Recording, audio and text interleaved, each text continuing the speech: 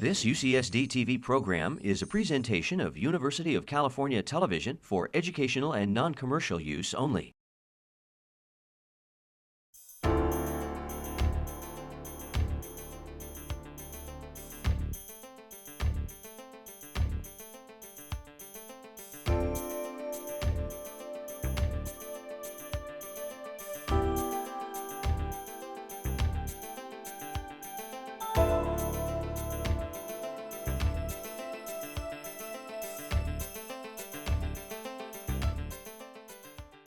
Good afternoon, everyone. I join Patrick in welcoming you to this event on behalf of the UC San Diego Libraries. I know this is going to be an eye-opening talk. So we have Steve Erie and Vladimir Kogan, two-thirds of the authors of this book, to talk with us about the provocative findings that you will see in that book. I had hoped to be able to say to those of you who don't want to take advantage of the better than Amazon price that you could check the book out from us, but you can't because it's already checked out and it's already been recalled by somebody else who wants it. So if you want to check it out, you're going to be waiting a little while, and you might be well advised to take advantage of this unique opportunity today. As some of you know, and no doubt many of you know, Professor Erie's books usually win awards for their insightful scholarship, and they also tend to get a lot of notice. And in fact, they make waves, lots of waves, using language that we've become unfortunately all too familiar with. In the case of Paradise Plundered, we're probably talking not just about a wave, but about a tsunami, the epicenter of which is our very own City Hall. So having said that, I want to reassure you that, and I think Steve will echo this, that this book is not about scapegoating the city's problems, but instead is about providing a roadmap of how we got into the mess we currently find ourselves in, and how we and other cities with similar problems can avoid these kinds of messes in the future. Let me give you a little background on our speakers. Steve Erie is a professor of political science, an adjunct professor of history, and the director of UCSD's Urban Studies and Planning program. He has his BA, MA, and PhD degrees from UCLA, where I worked for 15 years. And has been the recipient of way too many awards and honors for me to mention here, including awards from the American Political Science Association, the American Sociological Association, the Historical Society of Southern California, and the Lambda International Land Economics Society. He has published 4 books and is currently at work at another, regarding the politics and policy making of water and power in Los Angeles, which, if any of you have been there recently, know is a big, big topic. Fortunately for us and the greater San Diego community, Steve is the very opposite of an ivory tower academic. He is a very active participant in policy debates concerning infrastructure, economic development, governance, public finance, and is recognized as the region's most astute and, dare I say, brutally honest observer on these issues. He has served on the California Governor's Commission on Building for the 21st Century, the Board of Directors of the LA Water and Power Associates, the City of San Diego Strong Mayor Committee, and the San Diego Regional Fire Safety Forum, among others. His colleague, Vladimir Kogan, who is one of the 2 co-authors of the books, is a PhD candidate here in the Department of Political Science. He has already authored several research articles in the California Journal of Politics and Policy, the Urban Affairs Review, and other scholarly journals. In 2009-10, he was a research fellow at the Lane Center for the American West at Stanford, and in 2010 was the recipient of the Emerging Scholar Award from the Urban Affairs Association. Before going back to school, and this is how some of us have gotten to know him, Vlad was a staff writer at The Voice of San Diego. So please join me in welcoming Steve Erie and Vladimir Kogan.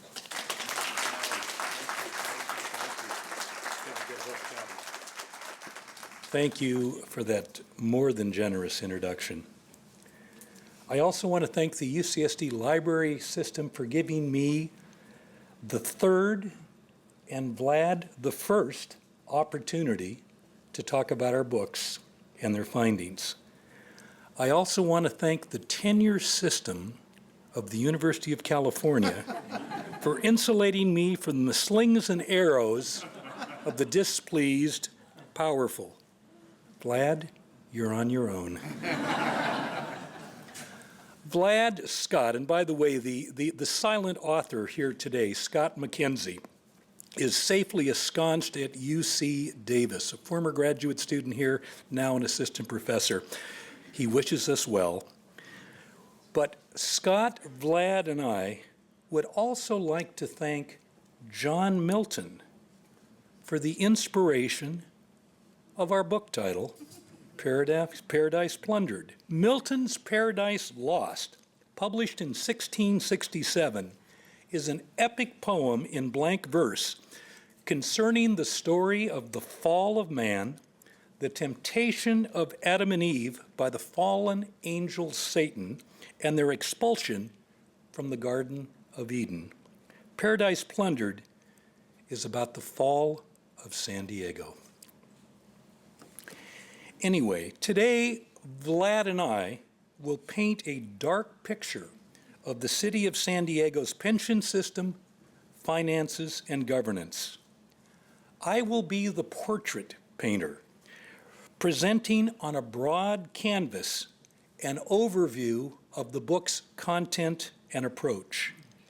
Vlad will be the portrait painter, focusing on the growing crisis in the pension system, in public finance, and public services. He will also, and that's really chapter 3, he will also look at the options for pension and fiscal reform that are currently out there. Like all of Gaul, the presentation is divided into 3 parts, which I just gave you.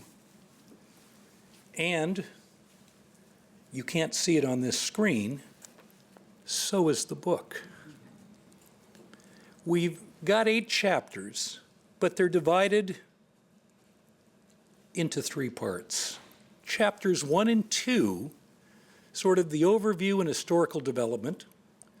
The focus of the book are chapters 3, 4, 5, and 6, and these are mounting policy challenges in the city of San Diego, 1990 to 2010. Chapters 7 and 8, we call that the third part, At the Crossroads, look at the city in the context of the region, the broader San Diego, Baja California region, and infrastructure challenges. And then finally, the last chapter sort of sums up what we've learned so far and looks at the various options and remedies now being proposed for fixing the pension system, city finances, and public services. Now, it's sort of important, before we absolutely finish with the table of contents, to consider that this book, like my last book, Beyond Chinatown, is a rumination on the Los Angeles-San Diego relationship, or lack thereof. The second chapter, notice the title, Never Never La La Land. We basically argue you cannot understand modern San Diego unless you understand the 19th century competition between them for infrastructure and regional hegemony. That meant railroads, later it meant harbors, it meant water. But San Diego, in a sense, gets the United States Navy as a consolation prize because it loses sort of the industrialization sweepstakes to Los Angeles in the early 20th century. We come back to San Diego and LA in chapter 7 because in many ways San Diego is intimately interconnected to infrastructure in LA. Our international port is in LA and Long Beach. Our nearest really international airport is Los Angeles International. And if you've been reading the papers recently, we're hooked up to a water system that Los Angeles and its suburbs created back in the late 1920s, the Metropolitan Water District. And there is a continuing family feud in terms of the distribution of benefits and burdens between San Diego and the other LA-based member agencies. So, a further overview of this book. You'll notice that we say San Diego, sunshine, and noir. Well, my colleague Mary Walshock will tell you the sunshine story. And that story is the story of entrepreneurship, innovation, the development of high-tech industries and firms, many of them spawned by this university. The sunshine story is also the San Diego, the tourist sea, the beaches, the golf courses, a vibrant downtown. That's not the story we're telling. We're telling, I am from LA after all, the noir story, the dark civic reality, the government, the public sector, not the private sector side of the story. Now, you'll notice when I say gradations of governance failure. Look, this book originally was going to be about governance challenges, and at the end we decided we'd call it governance failures, but it's really a gradient of failure. If you look at the core 4 chapters looking at the city, that is the pension and fiscal crisis, you look at the impact on public services and infrastructure, you looked at planning, and you look at redevelopment, San Diego style, you'll see that gradients of failure. The pension system, broken. Public finances, we were fined by the Security and Exchange Commission. People were indicted, tried. Now the bar in terms of the standard in criminal cases makes it difficult. But clearly something is seriously wrong with the pension system and public finances. But then you move down through the policy arenas to redevelopment. And the conventional wisdom is that San Diego is a tremendous success story with our peculiar institution, the Center City Development Corporation. No other California city has a separate nonprofit corporation focused upon downtown and capturing all of the tax increment benefits for downtown and not spreading them to the neighborhoods. And we'll talk about that. Petco Park and East Village also held up, right, iconically as an example, right, of an entrepreneurial city, in a sense, revitalizing downtown as a success. What we do is we more closely examine the public benefits and costs. That is how much public investment in projects like Petco Park and East Village relative to public, not private. There's a lot of private benefit, but public benefit. Now, the significance of San Diego. Look, all you've got to do is open the paper today. Compton. Lamont Ewell is up there now as the new city manager, was our former city manager. You know, they're circling and going down, down, down in terms of a budget deficit of monumental proportions. Vallejo is struggling in the 3rd year of bankruptcy. What's different about San Diego? San Diego, we argue, is an early flashpoint in the national debate over public employee pensions, unions, and budget deficits. And that is certainly a story that resonates nationwide. What is the real story behind the city's pension liability and fiscal crisis? What we suggest is that to understand the current predicament that the city and its residents are in, you don't go just back to the 1990s in the city manager proposals to underfund the pension system. You have to go back to the 1970s, to Proposition 13 passed by state voters in 1978, and the fiscal policies of iconic San Diego Mayor Pete Wilson. So we're sort of the canary in the cage, the first one down there. The problem of pensions, budget deficits certainly has gone statewide and nationwide. But what's important about San Diego is that it's been doing it longer than most. So we've got a track record to be able to extract lessons from. Okay, our approach, and we're actually missing, everything here is in three parts. We're missing the third part. I'll just ad lib. Look, this is a case study. In social science, we don't think much of case studies because you can't do what we call causal or explanatory analysis. So what we've done is we've souped up this case study. It's a case study plus. We have put San Diego in both historical and comparative perspective. What do I mean by that? That is, we go back, like in terms of voting on taxes, bonds, we go back to the 1960s, pre-Proposition 13 in 1978. We do a before-after test to look at what the impact of institutions may be. We also benchmark San Diego with the other top 10 California cities in terms of spending, pensions, voting records, the salaries of public employees. And to be fair, we throw out San Francisco. Not that it's left coast city, but it's a combined city-county, so its finances throw everything. They're really off the chart. But we're comparing it with Anaheim, Long Beach, San Jose, Los Angeles.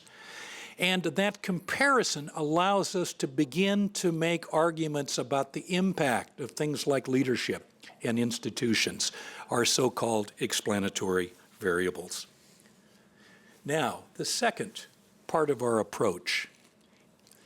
This is primary research. This book took at least, it's the last 5 years of my life, the last, 3 years of your life, 5 of Scott's.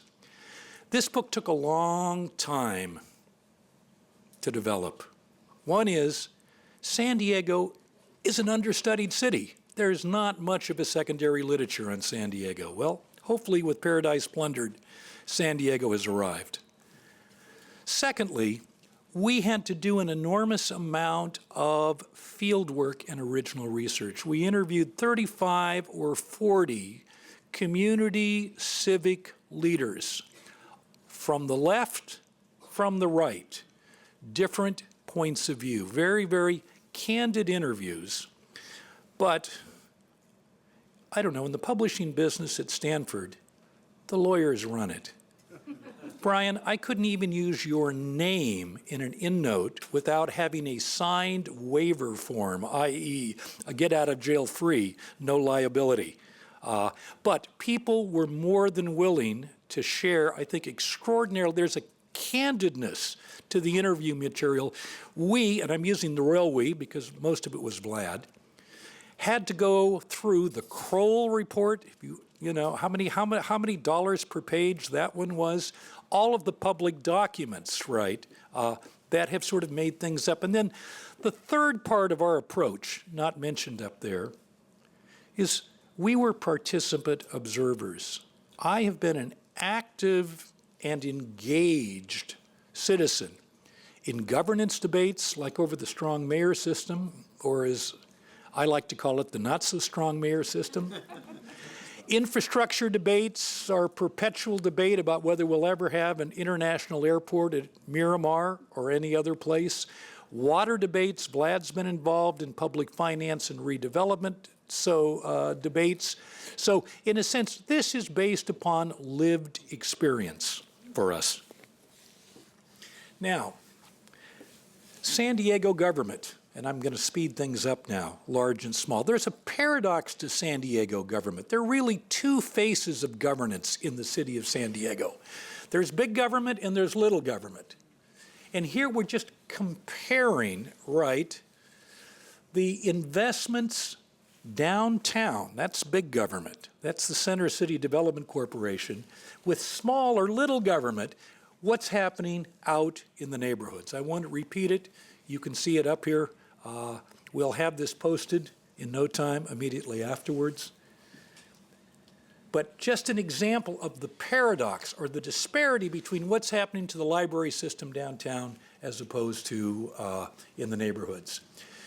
And we argue that big government delivers narrow, concentrated benefits to the few, such as developers, and we have small government, limited public services delivering benefits to the many. That's the neighborhoods, the community, and the puzzle is why? The conventional wisdom, and we'll give it from both the right and the left, conservatives and liberals. Well, conservatives like Councilman Carl DeMaio say that the problem with city government, it's in the pocket of greedy public employees, their union bosses. The solution, pension reform, looks like it's going to be on the ballot, and outsourcing, i.e. managed competition. Liberals, progressives, public officials, particularly are corrupt, bought by developers and special interests. The solution, elect different politicians like Councilwoman Donna Fry.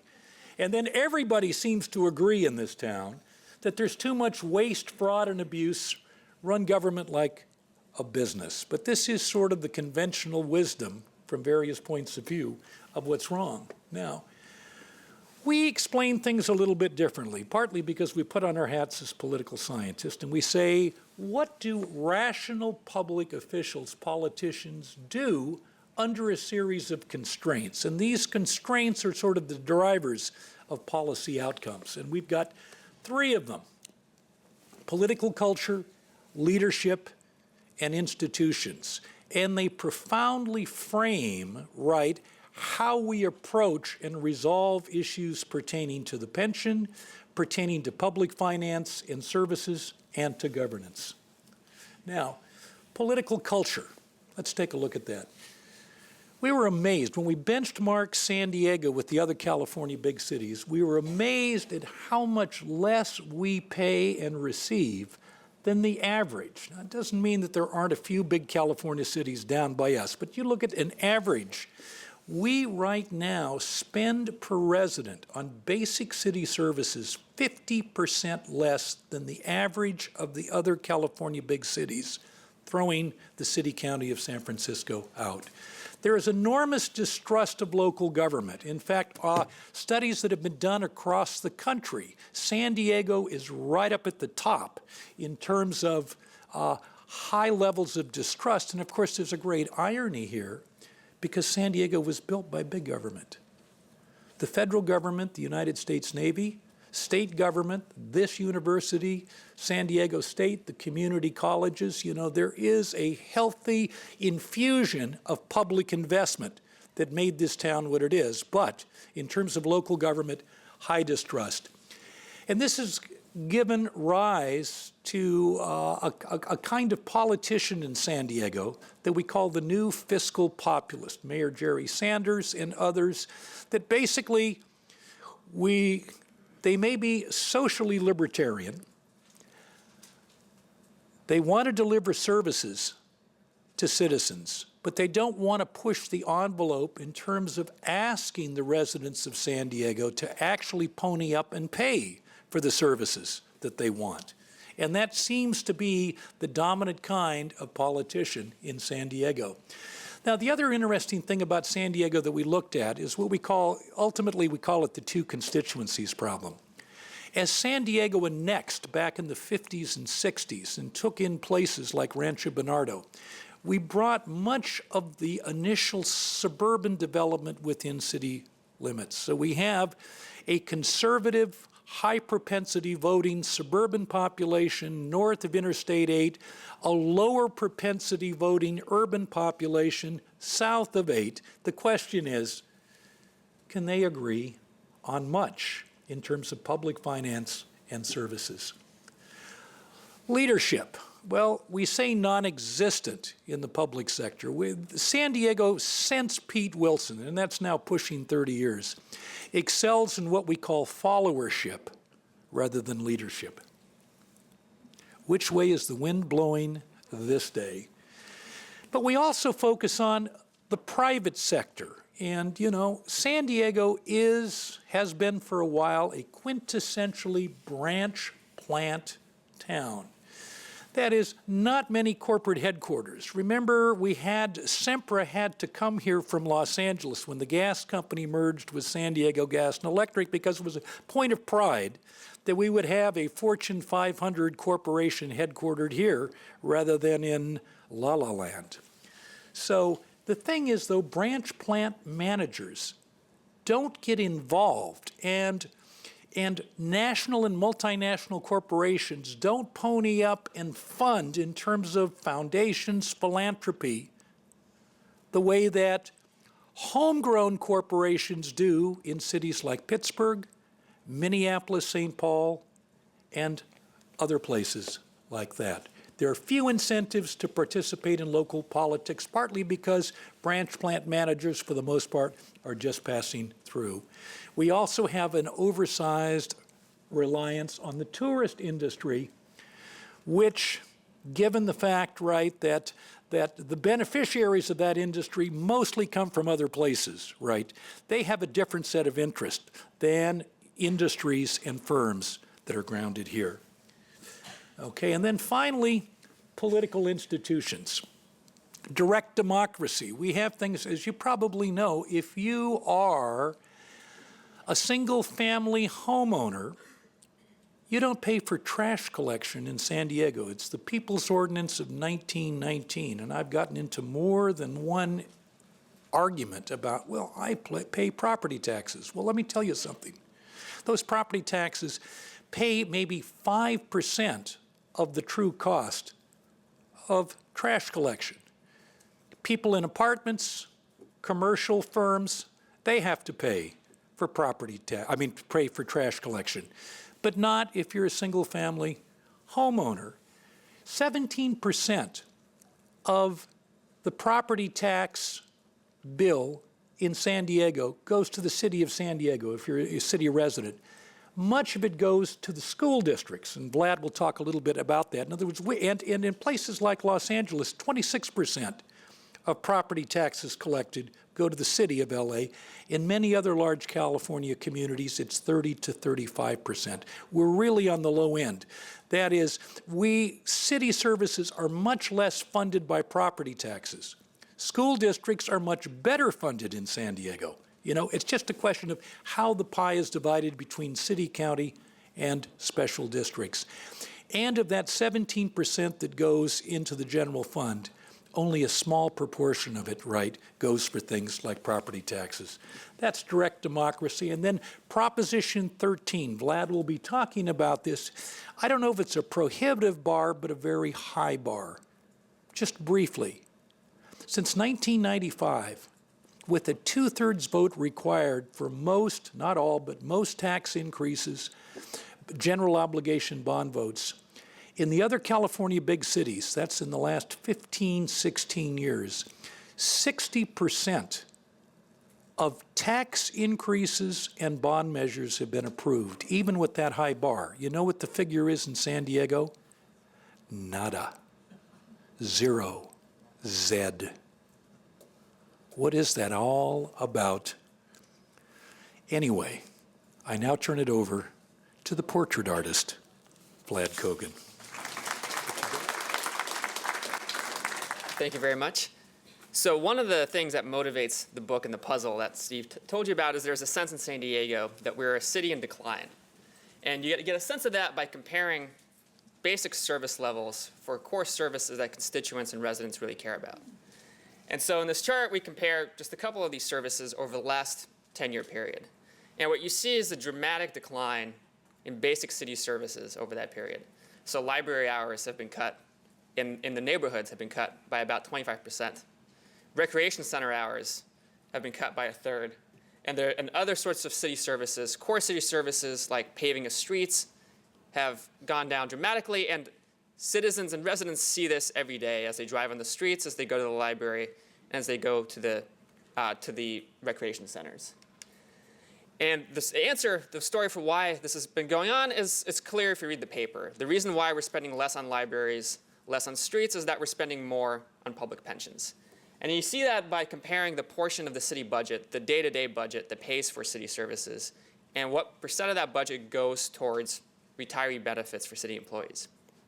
So about 15 years ago, the city was paying about 5% of its budget into pensions, and today we're paying close to a quarter of our budget on pensions alone.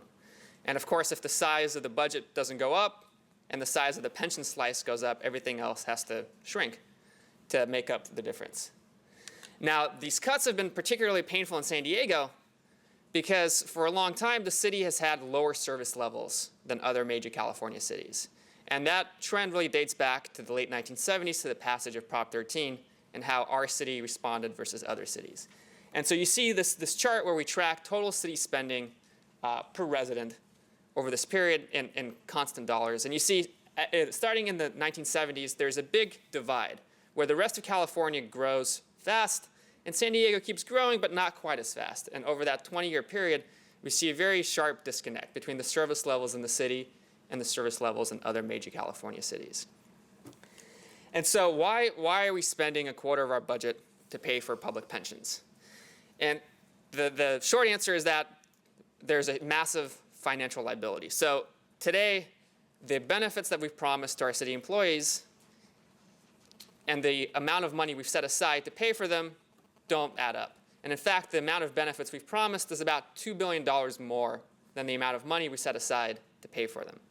And that doesn't include the retiree health benefits, which we promised city employees as well. And so the short answer is we're paying more because we owe a lot. But we argue that the pension crisis is not the key cause of our problems in the city. It's only the most proximate cause. And to understand why we have a fiscal crisis, to understand why we have a pension crisis, you really have to go back to the 1970s and really look at the decisions that were made and understand why they were made in the way that they were. So the story really starts out in the 1970s. And up until late 1970s, the city of San Diego had essentially two property taxes. There was a property tax that you paid that went into the city to finance city services, and there was a separate, smaller property tax that you paid that was specifically earmarked to pay for pensions. And in the 1970s, late 1970s, we had a very high rise in property values, and there was a lot of concern about property taxes being unaffordable, which gave rise to a big movement to limit them. And in the city, this movement, one of the results of this movement was that Mayor Pete Wilson eliminated one of these property taxes. So we no longer had a dedicated revenue stream to pay for pensions, and now we were paying for pensions out of the regular city budget. So we created a zero-sum game, right? Any dollar that went to pensions was a dollar that we could not use to pay for city services. And shortly after we made this decision, Prop 13 was passed, and our property taxes were frozen at the level that they were in 1978 with some small allowance for inflation. And so at this time, we had lower taxes, and so our taxes were frozen at those lower levels relative to all the other cities, which made the impact of Prop 13 and the problems later down the line more serious here than elsewhere. So revenue was frozen, but city spending and the demands of constituents were not. So how does San Diego and how do its elected officials deal with this reality that citizens want more police, they want more firefighters, but we don't have the revenue to pay for them?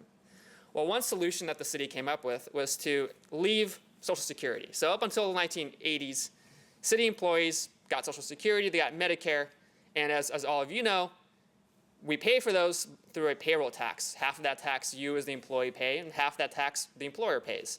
And so during this period, the city was paying about 5% of its payroll to Social Security. And Pete Wilson had a great idea and said, why don't you guys leave Social Security? That will free up some money for us because we won't have to be contributing to payroll taxes.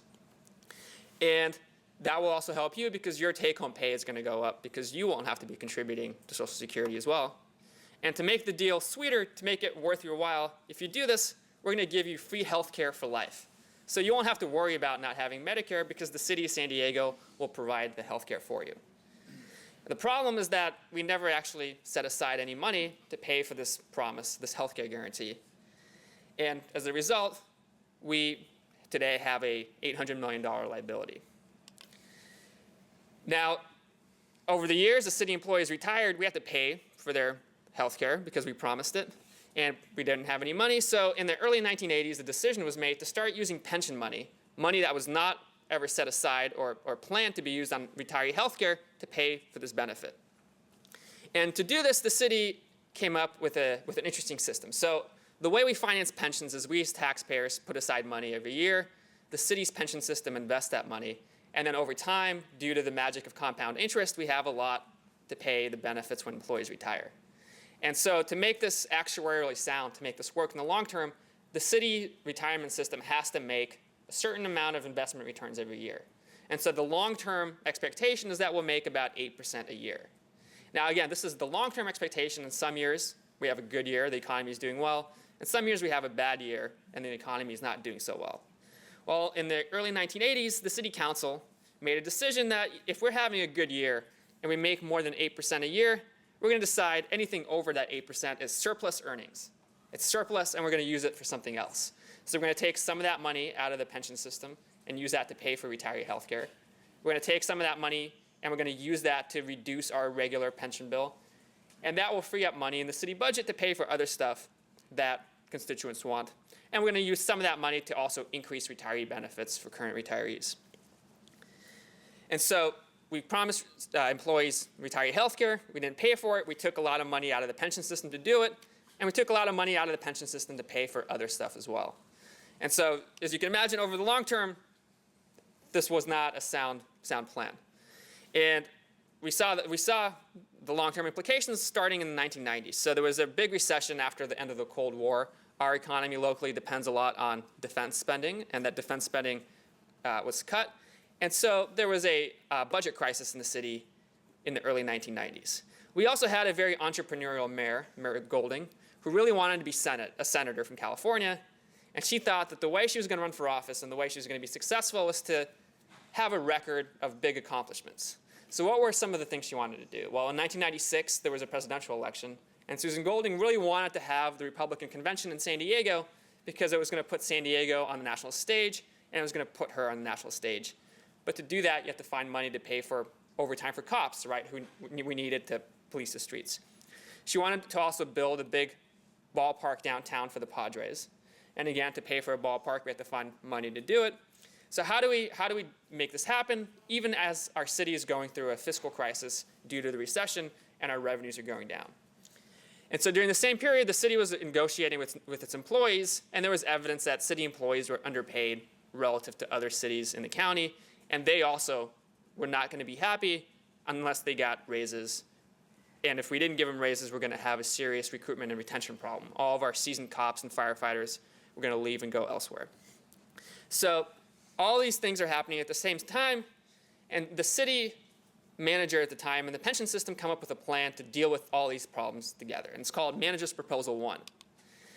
And so instead of pay increases, we told city employees, we're going to keep your pay where it is, but instead we'll give you an increase in your retirement benefits.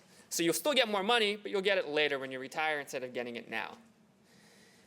And in exchange, city employees, whose unions control the majority of the pension board, we're going to let the city contribute less into the pension system. And as you can imagine, this is problematic. We're promising higher benefits, but we're also contributing less into the system. And in exchange, the city is going to use the savings to do other things that it wants, to pay for those cops to host a convention, to free up some money to build a ballpark.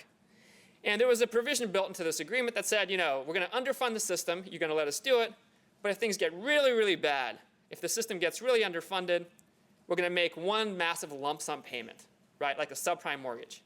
So for a while, you get to make those minimum payments, and then a couple of years down the road, when things get bad, the city will pay whatever it takes to bring the system back up to sound financing. And of course, this happened in the early 2000s, where we had another recession, and the investments of the pension system were hit very hard. And that trigger, that level in the agreement was breached, and the city was on the hook to make a massive payment into the pension system. Well, as you can imagine, there's a recession going on, and this is the year in which the city has the least amount of money to actually make that payment because our revenues have gone down as well. Property taxes have fallen because property values have fallen. Sales taxes have fallen because people are spending less. And so we're on the hook to make a massive payment. What do we do? And so the city came up with another plan. It's called Manager's Proposal 2. And essentially, the crux of this plan was that the city was not going to make a lump sum payment. Not only that, but it was going to start contributing even less into the pension system to help deal with the pain in the city budget, because we're laying off cops, we're closing programs because our revenues have fallen. And how do we get the pension system to approve this? Well, we promised city employees who are on the pension board a benefit increase, yet again. So we give them higher benefits and we contribute even less into the pension system. So over this 20-year period, we make a series of deals where essentially we trade higher benefits in exchange for lower contributions. And over time, we build up a pretty massive pension liability that today totals more than $2 billion. So you might say, well, there was a couple of components to these deals. There was underfunding on the part of the city, and there was these retroactive benefit increases that we gave to city employees in 1996 and again in 2001. Well, what's the main problem? What's the main cause of this liability? So last year, the city retirement system hired an outside actuary to try to figure this out. And one thing that we've learned is that only about 15% of this unfunded liability is due to the benefit increases that we gave city employees during those 2 years. And this is important because a lot of the debates that we see today about in the mayoral campaign and also over the proposed pension reform initiative really focus on benefits and benefit increases as the sole and leading cause of this pension liability and this fiscal pain that we're seeing today, which the numbers don't support. Now, a huge part of the story is financial losses and investment losses. So a lot of our assets in the pension system are invested in the stock market. And as you can imagine, over the last couple of years, those investments have not done well. And not only have we not made the 8% that we expect to make, but we lost money. In fact, in 2008, we actually lost about a quarter of our entire portfolio when the market collapsed. And so the biggest driver is investment losses. The second biggest driver is our decision to underfund for 20 to 30 years, benefits and pay retiree health care out of the pension system. And finally, probably the smallest component is the benefit increases. So what do we do? How do we deal with this problem? Well, one solution is we go after the city employees and we cut benefits. And I would argue that there's probably not a lot of concessions left that we can squeeze out, because over the last couple of years, city employees have already made a significant number of concessions. Many of them are paying more for their pensions. We have a two-tier pension system now where new city employees get a much less generous pension. In fact, a pension that's even less generous than the one we had in 1996. And so new hires today already get lower benefits. They pay more. And the problem is that that does absolutely nothing to help us with our pension liability, because the liability is for current employees, and it's for benefits that they've already earned. And so it's not clear that we can legally cut those benefits without a protracted legal battle. So how do some people propose to do this? Well, there's going to be a ballot initiative on the ballot in June. And essentially what it proposes to do is to shift new employees to a 401k system, which again is going to produce no savings, because the pension they currently have is already relatively inexpensive. But also it's going to require city employees to have a 5-year pay freeze, at least a 5-year pay freeze on the portion of their salary that's used to calculate pensions. And so this would produce significant savings, but also a lot of other consequences for recruitment and retention, particularly for very high-skilled positions like city engineers and firefighters and police officers, who may have better options elsewhere in the county if we're the only city doing this. So another solution that may make sense given the history that Steve's told you is maybe we can just increase revenues to at least to fix some of the pain. And we know through a variety of sources, a lot of studies that the city commissioned, that other people commissioned, that our revenues are relatively low, our taxes are low. But to raise those taxes because of Prop 13 and because of successor initiatives, we need a vote of the people.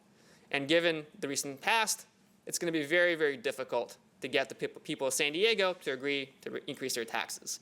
And we saw some of this last year with Proposition D, which is a sales tax increase, and it went down in flames.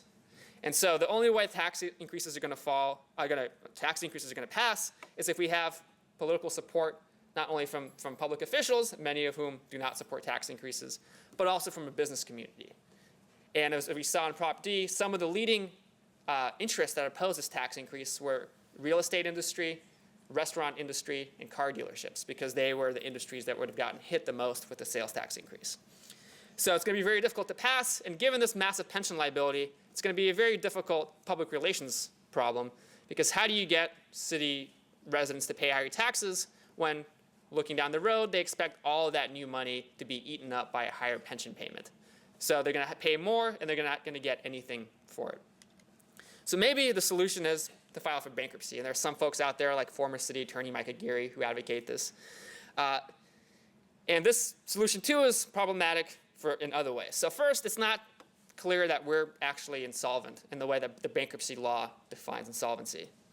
And more importantly, even if we are, it's not clear that bankruptcy court and bankruptcy judges have the authority to cut retiree health care and retiree pensions, which is, again, the main source of our pension problems and our fiscal problems in the city.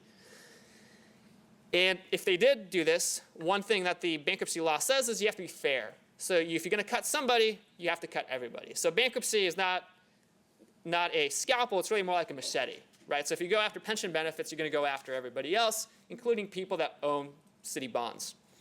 And so there's going to be a lot of pain for a lot of people other than city employees. And more importantly, just a couple weeks ago, the governor signed a new law that essentially makes municipal bankruptcy in California very, very difficult to do. So perhaps the solution is, we can't raise revenue, we can't cut pay for current employees, we can't go bankrupt. Maybe we should just outsource the whole city and have the private sector do the job. And so there's some evidence in the literature, and if you look at other cities that outsource, that this is a way to realize some savings. But the problem with a lot of this literature and a lot of these studies is they focus on successes. So they pick out the cases where cities save a lot of money through outsourcing, and they throw out all the cases where cities actually end up spending more when they outsource.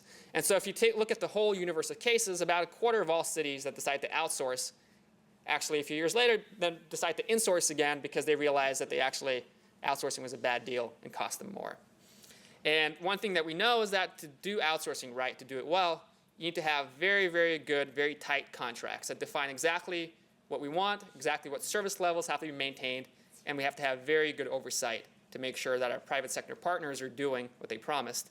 And in the city, we don't have a very good record of writing good contracts or the infrastructure of enforcing them well.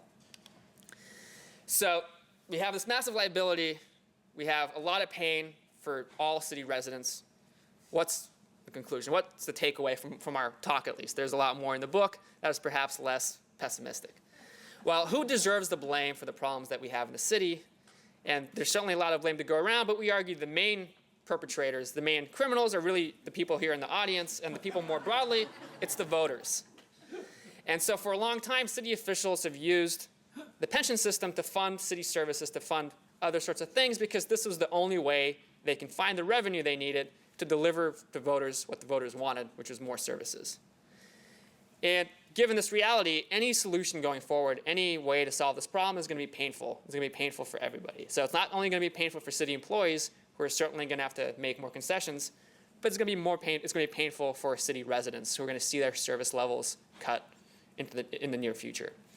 And I can tell you that this is a reality, and there's a lot of candidates who are running for mayor that tell you that this is not the case. They'll tell you, if you elect me, I have the leadership skills. I will sit down with the labor unions and I will stare them down and negotiate, and we'll find a way to fix this where not only will you not have to pay any more, you won't have to see your library hours cut, but you'll have even more services.